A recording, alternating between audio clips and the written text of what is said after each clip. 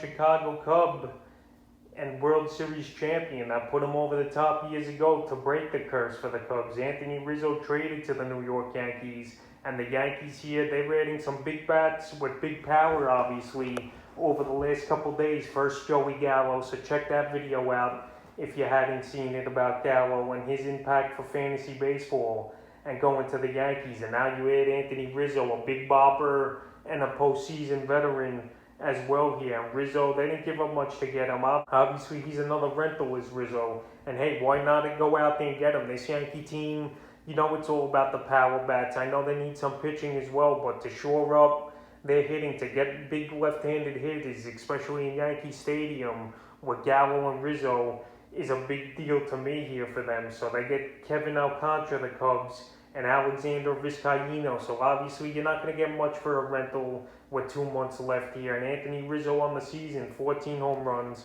40 RBIs, 41 runs scored, 248 batting average, and a 346 on base. In the last couple weeks here, 4 homers, 7 RBIs, 9 runs scored, a 250 average, and a 368 on base. So right here, the Yankees thinking, in my opinion, is if we can't pitch with these teams, we just got to go out there and outslug these teams. And right now, the Yankees, they're only 3.5, 4.5 games out of the wild card. And obviously, they're biased here with the Gallo move and Anthony Rizzo. The only puzzling thing to me is that they traded Luis Cessa and Justin Wilson, 2 relievers in their bullpen to the Cincinnati Reds last week. But right now, they're going all in on the hitting as the Yankees. And right now, like I mentioned, that's a left-hander's dream, batter's dream in Yankee Stadium, to pull that ball down the short right field porch. And the Yankees, they had to make moves if they wanted to be serious and contend. Like I mentioned, the Seattle Mariners, they've gone out there,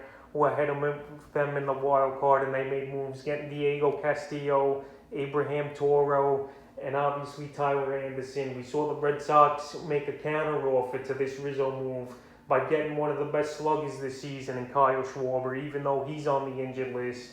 And we've seen the Oakland Athletics as well getting Starlin Marte. So for me, for the Yankees to give up 2-0 prospects pretty much, or guys who won't really have an impact in the future, for Anthony Rizzo, who's obviously a guy who could contribute and help this Yankee team, it's a no-brainer in my opinion. You just can't have enough hitting or pitching in the major leagues, especially with the injuries around the league the last few seasons, and the injuries that the Yankees have had with Stanton over the seasons, Aaron Judge, you know, he's been on the injured list 2 or 3 times a season over the last few years, and even Luke Voigt that you really can't trust. So right now the Yankees, they're shoring up things by getting Anthony Rizzo, and I think Rizzo's fantasy value as well definitely goes up in Yankee Stadium. And obviously in that division, a lot of those teams have small ballparks where he could get a lot of cheapo home runs. Obviously in Toronto, small park, Fenway Park down that right field line at the pesky pole, definitely a small area.